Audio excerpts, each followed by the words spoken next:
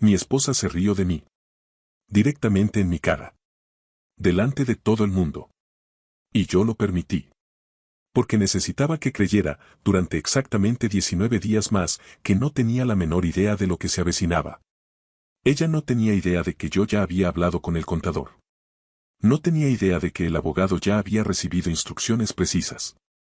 No tenía idea de que, en 19 días, en el mismo restaurante donde tuvimos nuestra primera cita, frente a todos los amigos que alguna vez compartimos, todo el mundo cuidadosamente construido a su alrededor iba a derrumbarse en una sola noche. Y no tenía absolutamente ninguna idea de Raymond. Nadie estaba preparado para Raymond. Pero antes de hablarte de Raymond, antes de contarte sobre el documento, la cena, el momento en que Marcus cruzó la mesa y dejó algo junto a mi plato que hizo que Elena palideciera como el papel. Necesito hablarte de un reloj. Porque toda esta historia comienza con un reloj. Y también termina con uno. Mi padre murió hace 4 años. La semana antes de irse, puso su reloj en mi mano. Sin discursos. Sin grandes momentos. Solo un Longines automático de 1971, caja de acero, esfera color marfil, una pequeña marca en la corona causada por un suelo de baldosas décadas atrás, depositado en mi palma de la misma forma en que los hombres de su generación entregaban las cosas que realmente importaban. En silencio. Sin obligarte a quedarte ahí, soportando el peso del momento. Lo usé todos y cada uno de los días. Era lo primero que me ponía cada mañana y lo último que me quitaba cada noche. Hace 8 meses fui a buscarlo. Y había desaparecido. Lo busqué durante 3 días. Le pregunté a mi esposa, Elena. Me miró con una compasión perfecta y ensayada, de esa que requiere práctica, y dijo que no tenía idea de dónde estaba. Le creí. Porque quería creerle. Y esa es la trampa más antigua que existe. Me convencí de que alguien lo había tomado. Y estaba a punto de descubrir no solo quién había sido, sino que más me habían arrebatado. 3 semanas antes de nuestro 7º aniversario me encontré con un antiguo colega frente a una cafetería. Un martes por la mañana cualquiera. 10 minutos de conversación. Nada importante. Cuando se dio la vuelta para irse, mi mirada descendió, como suele hacerlo al terminar una conversación, cuando ya no sabe dónde posarse. Llevaba puesto el reloj de mi padre. Lo reconocí igual que reconoces los latidos de tu propio corazón. La marca en la corona. El tono cálido y preciso de la esfera color marfil. La forma en que la luz golpeaba la caja desde un ángulo que había visto 10.000 veces en mi propia muñeca. Hermoso, ¿verdad? Dijo al notar que lo miraba fijamente. Marcus Ale me lo regaló. Dijo que lo había encontrado en una venta de antigüedades. Marcus Ale. El socio de negocios de mi esposa. El hombre que había estado en mi casa, con la suficiente confianza, la suficiente comodidad, la suficiente frecuencia, como para acercarse a mi mesa de noche, tomar la posesión más preciada de mi padre muerto y entregársela a otra persona como si fuera un objeto olvidado en un cajón cualquiera. Ni siquiera se lo quedó. Lo regaló. Como si las manos de mi padre jamás lo hubieran tocado. Le sonreí a mi colega. Le dije que sí, que era una pieza hermosa. Me despedí. Regresé a mi oficina. Me senté en mi escritorio sin siquiera quitarme el abrigo. Y tomé una decisión que iba a cambiarlo todo para cada persona involucrada en esta historia. No llamé a Elena. No llamé a Marcus. Llamé a Patricia. Patricia era la contadora del estudio. Discreta. Metódica. El tipo de profesional cuyo rostro no revela absolutamente nada, pero cuyos silencios están cargados de información. Una vez que entendió que yo tenía legitimidad legal para comenzó la conversación con apenas 4 palabras. Siéntate. Son cifras grandes. 14 meses de ingresos desviados. Al principio, cantidades pequeñas, facturas ajustadas, categorías de gastos modificadas, movimientos que parecen rutinarios hasta que los colocas dentro de una línea temporal completa. Después las cifras crecieron. Y luego volvieron a crecer. $240,000. Guardados en una cuenta privada registrada a nombre de una empresa fantasma con un único director. Marcus Ale. No solo me había quitado a mi esposa. No solo había tomado el reloj de mi padre. Llevaba más de 1 año robando, a los clientes, al negocio, a la autoridad fiscal, de manera cuidadosa y sistemática. mientras se sentaba a mi mesa. Mientras yo le servía vino. Mientras lo llamaba por su nombre y le acercaba el pan. Llamé a mi abogado, David Marsh. Le dije que se preparara para algo mucho más grande que un divorcio. Y entonces, a las 2 de la madrugada, de pie frente a la encimera de la cocina, comiendo cereal porque mi mente hacía demasiado ruido para dormir, tuve una última idea. La idea que convertiría esta historia en algo digno de ser contado. Llamé a Raymond. Detente un momento. Necesitas entender quién es Raymond antes de que avancemos una sola palabra más.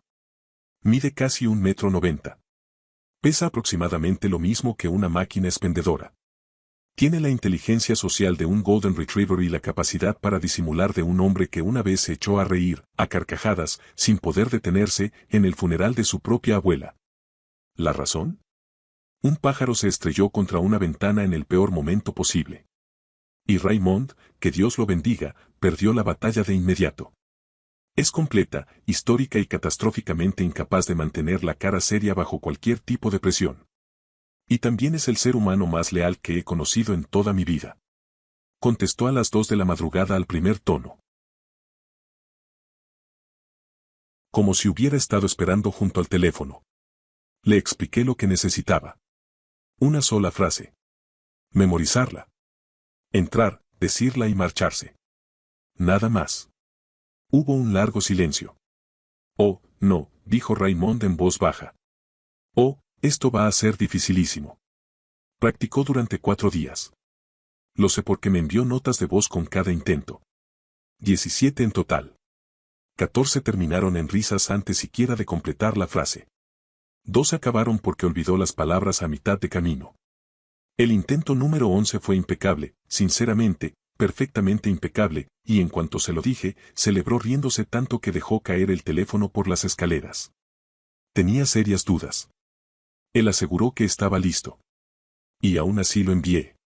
Porque a veces la persona más peligrosa de una habitación es aquella que nadie toma en serio. Sábado. Octubre. Restaurante Caldwell's. Madera oscura. Luz de velas. El maitre de, que conocía nuestros nombres desde hacía 7 años. 4 parejas, amigos cercanos, personas que habían sostenido velas en nuestra boda, que habían brindado en nuestra recepción y que creían, como casi todos, que Elena y yo éramos una pareja sólida. Y Marcus. Llegando con una botella costosa y una sonrisa dirigida, breve y precisa, a mi esposa antes de recorrer la mesa para incluir al resto. No llevaba el reloj en la muñeca. Lo noté de inmediato. Lo guardé en mi mente. No dije nada. La cena transcurrió con naturalidad. El vino corría. Las risas crecían. Elena estaba radiante, más viva de lo que la había visto en meses, y entonces comprendí que la energía que había dejado de entregarme en casa no había desaparecido. Simplemente había encontrado otra dirección. Marcus se mostraba completamente cómodo a su lado. Relajado. Absolutamente convencido de que el hombre silencioso sentado frente a él era exactamente lo que aparentaba ser. Yo estaba perfectamente tranquilo. Amable. Atento. Presente. El hombre al que nadie observaba. 8:15. La puerta del restaurante se abrió. Raymond entró. Llevaba traje.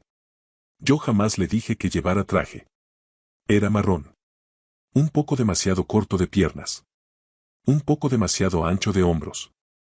Y en el bolsillo del pecho, como pañuelo, había lo que, al mirarlo de cerca, era claramente una servilleta de papel doblada de algún restaurante de comida rápida.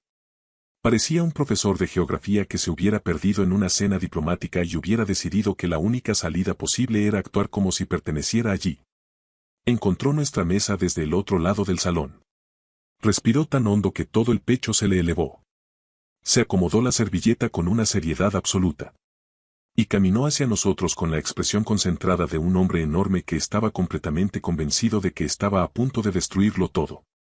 Las conversaciones comenzaron a apagarse. Raymond se detuvo junto a Marcus. Lo miró directamente a los ojos. Y pronunció la frase. Disculpe. ¿Usted es Marcus Hale?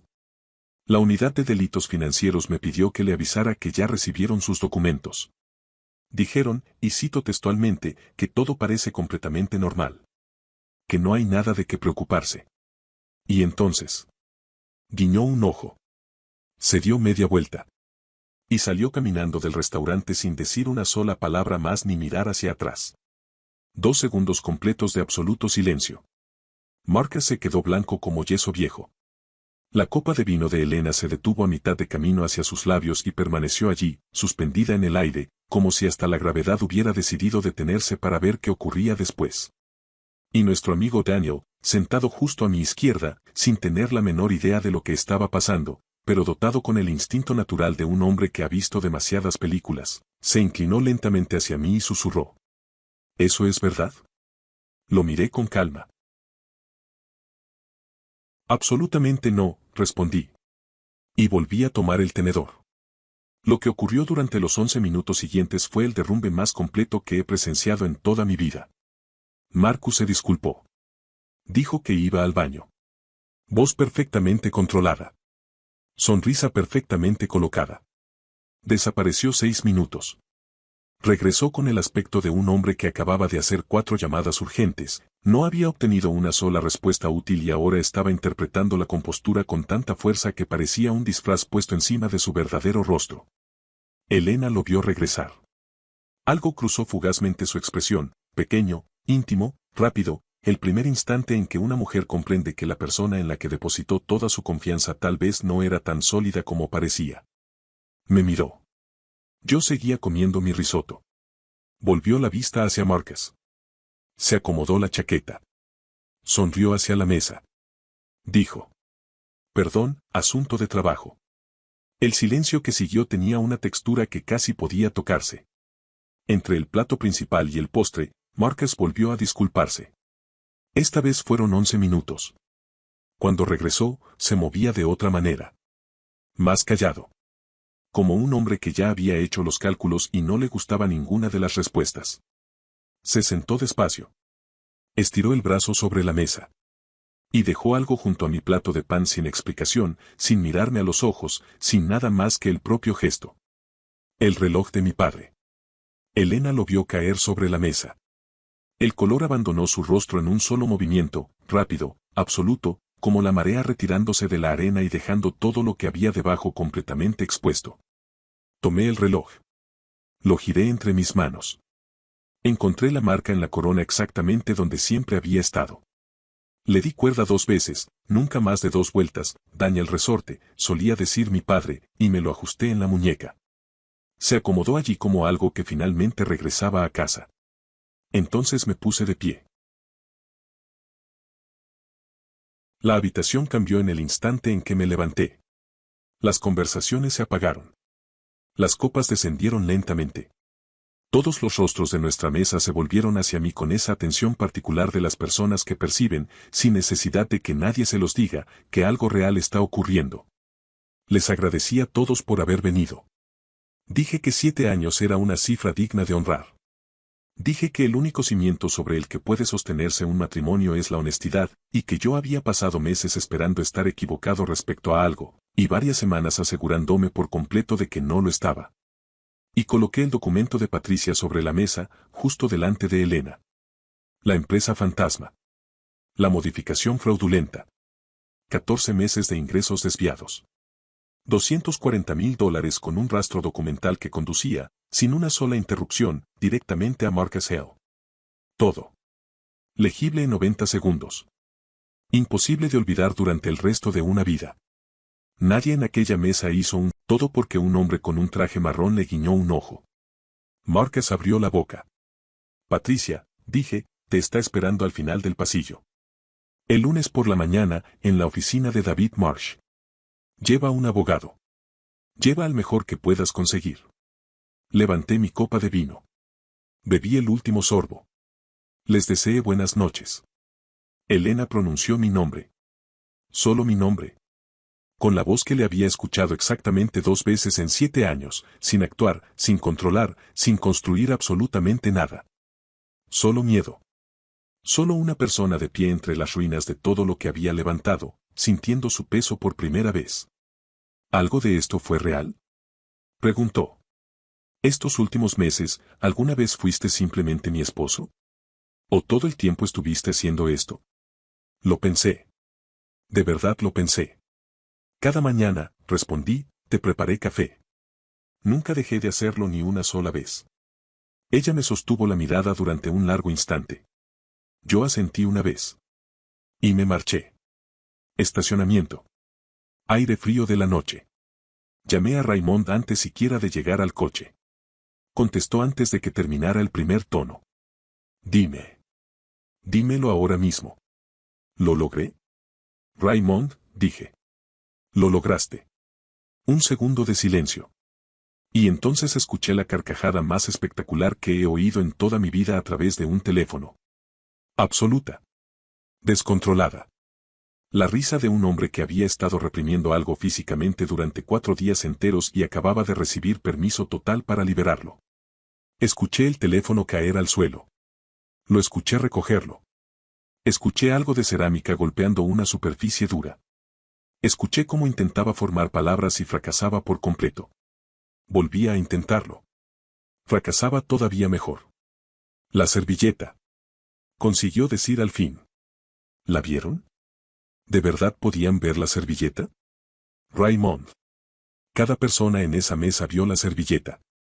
Eso provocó sonidos que sinceramente no puedo transcribir. Olvidé un pañuelo de verdad, dijo finalmente, todavía sin voz. Me di cuenta cuando ya estaba parado en el estacionamiento.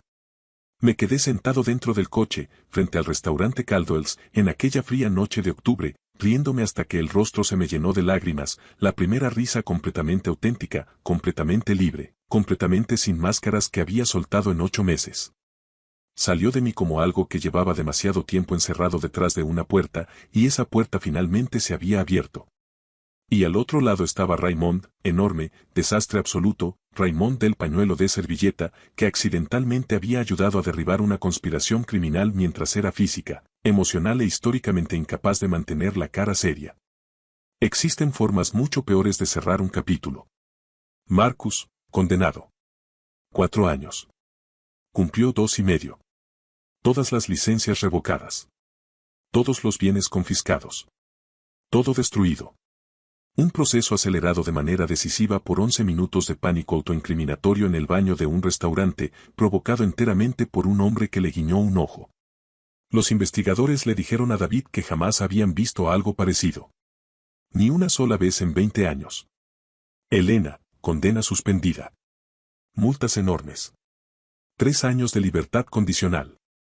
Una década de reputación profesional destruida en cuestión de semanas. El estudio disuelto. El apartamento vendido. Una vida más silenciosa comenzando en algún otro lugar, acompañada del trabajo largo y poco glamuroso de convertirse en alguien distinto a la persona que esta historia ya había escrito para ella. Me mudé a un lugar más pequeño. Grandes ventanales. Casi sin muebles. Café fuerte cada mañana. Caminatas largas los domingos. Raymond viene a cenar una vez al mes, siempre trae vino y siempre olvida alguna otra cosa. Las copas. El sacacorchos. Una vez dejó el plato principal completo sobre la encimera de su cocina. Aquella noche bebimos vino en tazas y me reí más de lo que me había reído en años. Cada mañana le doy cuerda al reloj. Exactamente 2 vueltas. Me lo ajusto en la muñeca. Y salgo a la calle. Mi padre solía decir que un buen reloj hace 3 cosas. Marca el tiempo con precisión. Sobrevive a la persona que le da cuerda. Y jamás, ni una sola vez, pretende ser algo que no es. Marcus está en una celda. Elena está construyendo algo más pequeño y más honesto. Y en algún lugar de esta ciudad, Raymond probablemente esté, justo en este instante, practicando algo que está absolutamente convencido de que va a hacer mal. Y haciéndolo exactamente bien. Ya conoces a alguien que necesita escuchar esta historia. Envíasela ahora mismo. Y si se ríe antes de terminar de leerla.